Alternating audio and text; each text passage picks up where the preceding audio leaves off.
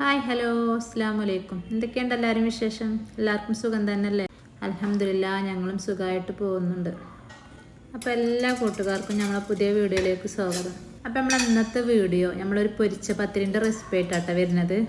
നമ്മൾ ചായക്കടയിൽ നിന്നൊക്കെ വാങ്ങൂലേ, അതിലേറെ രസത്തിലും ഉഷാറായി നമുക്ക് വീട്ടിൽ തന്നെ ഉണ്ടാക്കിയെടുക്കാം. അപ്പോൾ പാലൊക്കെ വന്നിക്കണം. ഇവിടെ 6:30 ആകുമ്പോഴത്തേന് പാലൊക്കെ വരും. അപ്പോൾ അതൊക്കെ ഇനി തിളപ്പിക്കാൻ വെക്കട്ടെ അടുപ്പത്തേക്ക്. ഇന്ന് കുറച്ച് നേരം വൈകി കേട്ടോ കിച്ചണിലെത്തിയത്. കാരണം മദ്രസ ഒന്നുമില്ല, സ്കൂളും ഇല്ല. അപ്പോൾ ഒക്കെ ആക്കം പോലെ മതി വിചാരിച്ചുകൊണ്ട് അങ്ങനെ സാവധാനം വന്നത്. അപ്പോൾ നമ്മൾ പത്തിരിക്ക് വാട്ടിയെടുക്കണ മാതിരി കേട്ടോ അത് എടുക്കുക. അപ്പോൾ അതിന് കുറച്ച് വെള്ളം എടുത്ത് വെച്ചിക്കണ്. അതിലേക്ക് കുറച്ച് ചീരുള്ളി, ഒരു പിടി ചീരുള്ളി ചതച്ചങ്ങാണ്ട് ഇട്ട് കൊടുത്തിക്കണം. നല്ലോണം ചതച്ചിട്ടില്ല, ഇടികള്ളിയിൽ ഇട്ടുങ്ങാണ്ട് ഒന്ന് കുത്തിയിട്ടാണ് ഇട്ട് കൊടുത്തത്. ഇനി നമുക്കത് അടുപ്പത്തേക്ക് വെച്ച് കൊടുക്കാം. എനിക്ക് പത്തിരിക്ക് വെള്ളം വെക്കൽ ഇനിയും പറഞ്ഞു തരാനറിയില്ല. കാരണം ഞാനൊരു സുമാറ് വെക്കലാണ്, അത് കറക്റ്റായി വരലുണ്ട്. പത്തിരിക്ക് വെള്ളം എടുക്കാനൊന്നും അറിയാത്തവരുണ്ടാവില്ലല്ലേ. എന്തായാലും അറിയില്ലെങ്കിൽ കുറച്ചധികം വെള്ളം ഒഴിക്കുക. എന്നിട്ട് നമ്മൾ കുറച്ച് മുക്കിയെടുത്താൽ മതി. എന്നിട്ട് ഞാൻ കുറച്ച് വെളിച്ചെണ്ണ ഒഴിച്ച് കൊടുത്തേക്കണ്, പിന്നെ ഉപ്പ് ഇട്ട് കൊടുത്തേക്കണം കേട്ടോ. പിന്നെ ഒരു അരമുറി തേങ്ങയും കുറച്ച് നല്ല ജീരകം ഇട്ടുങ്ങാണ്ട് ചതക്കണം. തേങ്ങ പിന്നെ ചിരക ഞാൻ പണ്ടേ ഉഷാറാണ്, അതുകൊണ്ട് പിന്നെ ചിരകയൊക്കെ എടുത്തേക്കണം. 2 നാഴി അരി, 2 നാഴി എന്ന് പറഞ്ഞാൽ എൻ്റെ നാഴി മിൽക്ക് മേഡിൻ്റെ ബോട്ടിലുണ്ടല്ലോ അതാണ്. പിന്നെ 1/4 കപ്പ് മൈദ. ഇത് മൈദൻ്റെ കണക്ക് എങ്ങനെയാ അറിയാം? നമ്മൾ എത്രയാണ് അരി എടുക്കുന്നത് അതിൻ്റെ 1/4 ഭാഗം മൈദ എടുക്കുക. മൈദ എന്തായാലും നിർബന്ധമാണ്. അങ്ങനെ അപ്പോൾ വെള്ളമൊക്കെ നല്ലോണം തിളച്ച് വന്ന് അപ്പോൾ ഞാൻ ഫസ്റ്റ് തന്നെ കുറച്ച് വെള്ളം കോരി വെച്ചിക്കണം. എന്നിട്ട് നമുക്ക് ബാക്കിയുള്ള വെള്ളത്തേക്ക് ആ പൊടി ഇട്ട് കൊടുത്തുകൊണ്ട് നല്ലോണം പത്തിരിക്ക് വാട്ടുമല്ലോ അതേമാതിരി നല്ലോണം വാട്ടി കൊടുക്കുക.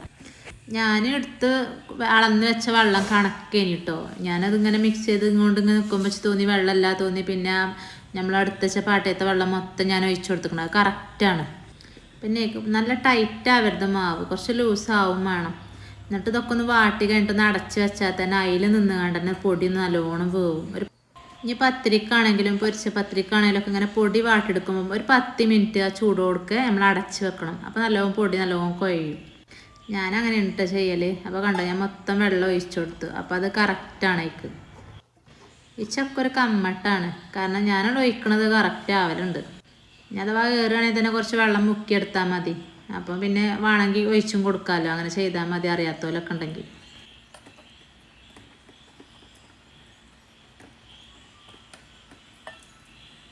അങ്ങനെ പൊടിയൊക്കെ അവിടെ അടച്ച് വെച്ചു. അപ്പം നമുക്ക് കൗണ്ടർ ടോപ്പ് ഒന്ന് തുടച്ചെടുക്കണം. അപ്പം നനഞ്ഞ കഷ്ണം കൊണ്ടൊന്ന് തുടച്ചു, പിന്നെ ഒന്ന് ഉണങ്ങിയ കഷ്ണം കൊണ്ട് ഒന്ന് വീണ്ടും തുടച്ചെടുത്തു. ഞാൻ കൗണ്ടർ ടോപ്പ് ഇട്ടുകൊണ്ടാണ് പൊടിയൊക്കെ കുഴക്കൽ. അടച്ചു വെച്ചിട്ട് 10 മിനിറ്റ് ഒന്നും ആയിട്ട് കേട്ടോ, നല്ല ചൂടാണ്.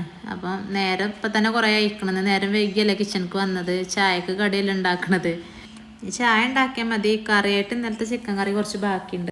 പിന്നെ ഞാൻ ഈ പൊടിക്ക് നമ്മൾ ജീരകവും തേങ്ങ അരച്ച് വെച്ചിട്ടുണ്ടല്ലോ അത് ഇട്ട് കൊടുക്കുകയാണ്. കുറച്ച് നല്ലോണം അരഞ്ഞിട്ടില്ല, ചതച്ച് വെച്ചതാണ്. ഇനി കുറച്ച് ചതക്കാതെ കുറച്ച് ചതച്ചിട്ട് കുറച്ച് തേങ്ങയിട്ട് അങ്ങനെ ഇട്ട് കൊടുക്കുക. പിന്നെ ഞാനൊരു പൊടി എള്ളും ഇട്ട് കൊടുത്തേക്കണം. ഇനി നമ്മൾ പത്തിരിക്ക് കുഴക്കണ മാതിരിയാണ് നല്ലോണം കുഴക്കുക. നല്ല ചൂടാട്ടോ, നല്ലോണം ചൂടാറാൻ നിൽക്കരുത് കുഴക്കാൻ. ആ ചൂടോട് കൂടി തന്നെ കുഴക്കണം. ഇതിപ്പോൾ കുറച്ച് വെള്ളം ഏറെ അതോ കയ്യുമ്മൽ ഒട്ടാനൊക്കെ തോന്നുകയാണെങ്കിൽ ഒരിക്കലും അരിപ്പൊടി ചേർത്ത് കൊടുക്കരുത്, മൈദയാണ് ചേർത്ത് കൊടുക്കേണ്ടത്. ഇനി നല്ലോണം കുഴക്കുക. കുഴ മസ്റ്റാണ്. ഇങ്ങനത്തെ കടിയൊക്കെ ഉണ്ടാക്കുമ്പോൾ നമ്മൾ തടിക്കും നല്ല വ്യായാമക്കാരൻ രാവിലെ തന്നെ. എൻ്റെ കുറച്ച് അധികം പൊടിയുണ്ട്, കയ്യിലൊന്നും ഒതുങ്ങണില്ല. പിന്നെ 2 പീസാക്കിങ്ങാണ്ട് പിന്നെ 2 വട്ടാക്കിങ്ങാണ്ട് കുഴച്ചേക്കാണ്. ഇങ്ങനെ ഉണ്ടാക്കിയാൽ നല്ല ഉഷാറിൽ കിട്ടും കേട്ടോ. ഒന്നെല്ലാവരും ഉണ്ടാക്കി നോക്കണ്ടേ. ഇനിയിപ്പോൾ കണ്ടോ ഞാൻ മൈദപ്പൊടിയാണ് ഇട്ട് കൊടുക്കുന്നത്. ഈ പൊടി ഇങ്ങനെ ഇടക്കിടക്ക് ഇട്ട് കൊടുക്കുന്നത് അരിപ്പൊടിയല്ല, മൈദപ്പൊടിയാണ്. അപ്പോൾ നല്ലോണം കുഴയായി 2 പാർട്ടാക്കി വെച്ചേക്കണേ ഞാൻ. നമുക്ക് കോയിൽ വെച്ചിങ്ങാണ്ട് പരത്തിയെടുക്കാം. നല്ല കനത്തിൽ പരത്തരുത്, ഒരു മീഡിയം കനത്തിൽ. ഇനി മേലെയും താഴെ കൊട്ടിപ്പിടിക്കുകയാണെന്നുണ്ടെങ്കിൽ മൈദപ്പൊടി ഇട്ട് കൊടുക്കുക. എന്നിട്ട് നല്ലോണം പരത്തി കൊടുക്കുക. നല്ല കട്ടി ഉണ്ടാവും ചെയ്യരുത്. അപ്പോൾ നമ്മൾ എണ്ണയിലിട്ട് കൊടുക്കുമ്പം ഉള്ളു വേവൂല. ഇന്ന് ആദ്യം നീച്ച് വന്നിക്കണം കേട്ടോ. ആദ്യം എൻ്റെ അടുത്ത് ഇരിക്കണുണ്ട്, കുറേ നേരം അവിടെ എത്താൻ തുടങ്ങിയിട്ട് കണ്ടോ. മറ്റോ നീച്ചയിൽ നടക്കണുണ്ട്. അപ്പോൾ അതിങ്ങനെ പരത്തിയിട്ട് നമുക്കൊരു വട്ട് വെച്ചുങ്ങാണ്ട് മുറിച്ചെടുക്കണം. ഞാൻ അത് പിന്നെ കേക്കിൻ്റെ ഫോണ്ടൻറ്റ് കട്ട് ചെയ്യുന്ന കട്ടറാണ്. നമുക്ക് എന്തെങ്കിലും കുപ്പിൻ്റെ മൂടുണ്ടല്ലോ അടപ്പ്, അത് വെച്ചങ്ങാണ്ട് കട്ട് ചെയ്താൽ മതി. അങ്ങനെ അതൊക്കെ കട്ട് ചെയ്യുന്നുണ്ട്. പിന്നെ ഞാൻ 2 നാഴി അരിയും പിന്നെ 1/4 കപ്പ് മൈദയെല്ലാം എടുത്തത്. അതിട്ട് ഞാൻ 30 പൊരിച്ച പത്തിരി ഉണ്ടാക്കിയിരിക്കണം. അങ്ങനെ അതെടുക്കും. പിന്നെ ബാക്കിയുള്ള മാവ് പിന്നെയും ചുരുട്ടിങ്ങാണ്ട് പിന്നെയും നമ്മൾ കുഴച്ചുങ്ങാണ്ട് പിന്നെ കുഴക്കൊന്നും വേണ്ടെന്ന് ഉരുളാക്കിയിട്ട് പിന്നെയും പരത്തുക. പിന്നെയും ഇതിങ്ങനെ റിപ്പീറ്റ് ചെയ്യുക.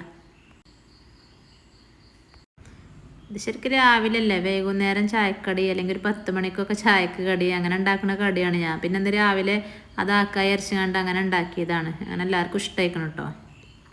നമുക്ക് ഇടയ്ക്കൊക്കെ ഇങ്ങനെ മാറ്റി പിടിച്ചാലോ, എന്നും അപ്പം നൂൽപുട്ടും ചീയപ്പൊക്കെ ആയിങ്ങാണ്ട് നിൽക്കുമ്പം ഇടയ്ക്കൊക്കെ ഇങ്ങനത്തെ കടി ഉണ്ടാക്കാം. ഇതിൻ്റെ കൂടെ ചിക്കൻ കറിയോ ബീഫ് കറിയോ മുട്ടക്കറിയൊക്കെ ഉണ്ടെങ്കിൽ രസമാണ്. ഇനിയിപ്പോൾ കറി ഇല്ലാതെയും കഴിക്കാൻ രസമാണ്. വെറും കട്ടൻ ചായ മാത്രം മതി. മക്കൾക്കൊക്കെ പിന്നെ ഇഷ്ടമാവും, കാരണം പൊരിച്ച കടിയല്ലേ. എല്ലാ മക്കൾക്കും ഇഷ്ടം തന്നെ ഈ കാരം. അങ്ങനെ ഒരു ട്രിപ്പ് കഴിഞ്ഞു, അടുത്ത ട്രിപ്പ് കുഴക്കണുണ്ട്. ഈ കട്ട ഉണ്ടാകുമ്പോൾ കറക്റ്റ് ഷേപ്പിൽ കിട്ടും. അതേമാതിരി അടപ്പുകൊണ്ടും കിട്ടും. അടപ്പുകൊണ്ട് ചെയ്താൽ മതി നിങ്ങളൊക്കെ ചെയ്യുകയാണെങ്കിൽ. ഇത് മേലെ അങ്ങനെ ക്രിസ്പി ആയിക്കാരം. ഈ മൈദ ഇട്ടാലേ ക്രിസ്പി ഉണ്ടാവുള്ളൂ. അരിപ്പൊടി ഒരിക്കലും ചേർക്കരുത്. ലാസ്റ്റൊക്കെ പരത്തി ചെറിയൊരു ഉരുളുണ്ടായിന്, അത് ഞാനിങ്ങനെ പരത്തിങ്ങാണ്ടൊരു പത്തിരിയാക്കി. അങ്ങനെ എല്ലാ പത്തിരിയും പരത്തി നമുക്ക് ഇതൊക്കെ ഒന്നൊരു പാത്രത്തിലാക്കി കൊടുക്കുക. അപ്പം ഞാനിങ്ങനെ എണ്ണിങ്ങാണ്ടാണ് ഇട്ട് കൊടുക്കുന്നത്. അപ്പോൾ ഒരു 30 പത്തിരി ഉണ്ടായിന് എനിക്ക്. ഇതൊക്കെ മാറ്റി വെച്ചിട്ടേ നമുക്ക് ഈ കൗണ്ടർ ടോപ്പ് ഒന്ന് തുടച്ച് നന്നാക്കാം. നമുക്കൊരു പണി എടുക്കുമ്പോൾ ആ സ്ഥലമാണ് വൃത്തിയാക്കണമല്ലോ. എടുക്കണ പണി പെട്ടെന്നൊക്കെ വൃത്തിയാക്കി വെക്കുക. നമുക്ക് ഭാരം ഉണ്ടാവില്ല.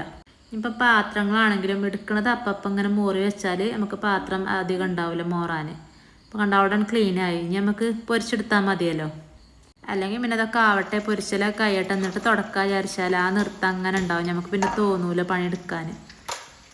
അങ്ങനെ കൗണ്ടർ ടോപ്പൊക്കെ തുടച്ചെടുത്ത് നമുക്ക് ചട്ടിയൊക്കെ അടുപ്പത്ത് വെച്ചിരിക്കണം. എണ്ണയൊക്കെ ഒഴിച്ചു കൊടുത്തിരിക്കണം. അത് ചൂടാവട്ടെ. ചൂടായിട്ട് വേണം ഇട്ട് കൊടുക്കാൻ.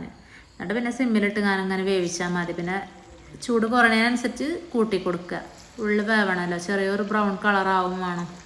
എന്തായാലും മസ്റ്റായിട്ട് ഇതെല്ലാവരും ഒന്ന് ഉണ്ടാക്കി നോക്കണ്ടേ. അടിപൊളി റെസിപ്പിയാണ്. ഞാനീ പറഞ്ഞ രീതിയിൽ പൊരിച്ച പത്തിരി ഉണ്ടാക്കുകയാണെങ്കിൽ ആർക്കും ഫ്ലോപ്പ് ആവില്ല.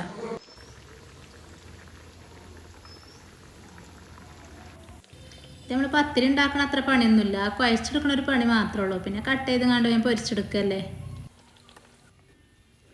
അങ്ങനെ നമുക്ക് ബാക്കിയുള്ളതൊക്കെ ഞാൻ ചുട്ടെടുക്കാം. ഇത് മേലൊരു ക്രിസ്പി ഇങ്ങനെ ആയിക്കാരം കേട്ടോ, ഉള്ള നല്ല സോഫ്റ്റ് ആയിക്കാരം. കണ്ടോ, ഈ കളർ ഇങ്ങനെ ആയി വരുമ്പോൾ നമുക്ക് കോരി മാറ്റാം. ഇതൊക്കെ ഞാൻ തേങ്ങ ചതച്ചാണല്ലോ ഇട്ടിക്കണത്. അപ്പം ഇനി ചിരകിങ്ങാണ്ടും കുറച്ചിടുക. അപ്പം നമ്മളിങ്ങനെ കടിക്കുമ്പം തേങ്ങ ഇങ്ങനെ കടിക്കും. അപ്പം കുറച്ച് അങ്ങനെ ചതച്ചു വിടുക, കുറച്ച് തേങ്ങ ചിരകിയിടുക. ഞാൻ പിന്നെ ചതച്ചാണ് ഇട്ടിക്കണത്. അപ്പം എൻ്റെ ഏകദേശം ചുടലൊക്കെ കഴിയാനായിക്കണം. ഇനി മക്കൾക്ക് ചായ കൊടുക്കണം. അപ്പോൾ കണ്ടോ, അതുവിൻ്റെ സ്ഥിരം പരിപാടി അതും എടുത്തിക്കണ്. ഞാൻ അടുക്കളയിൽ എന്തെങ്കിലും ഉണ്ടാക്കുകയാണെങ്കിൽ അപ്പോൾ ഞാൻ സ്റ്റൂൾമ കയറി നിൽക്കും. അപ്പം എന്നോട് കോമാളിത്തരം കാട്ടി ഇങ്ങനെ നിൽക്കുകയാണ്. സ്റ്റൂൾ അവിടെ സ്ഥിരം ഉണ്ടാവും. ഓനവിടെ കൊണ്ടുവന്നിട്ട് ഞാനത് കൊണ്ടുപോയേക്കും. അങ്ങനെ കടിയൊക്കെ എടുത്തെടുത്തപ്പം പിന്നെ വേഗം അവിടെ നിന്ന് ഇറങ്ങിപ്പോന്ന്. അങ്ങനെ കടിയൊക്കെ തിന്നാൻ നല്ല കുറ്റത്തിൽ ഇങ്ങനെ ഇരിക്കുകയാണ്. അതിലും തട്ടിക്കാക്കത് വലിച്ചാണ്, കൊടുക്കണ്ട അങ്ങോട്ട് വേണ്ട അറിയാണ്ട്. അതിൽ അങ്ങോട്ടും വലിച്ചു. പിന്നെ എന്നോട് പരാതി അറിയാണ്.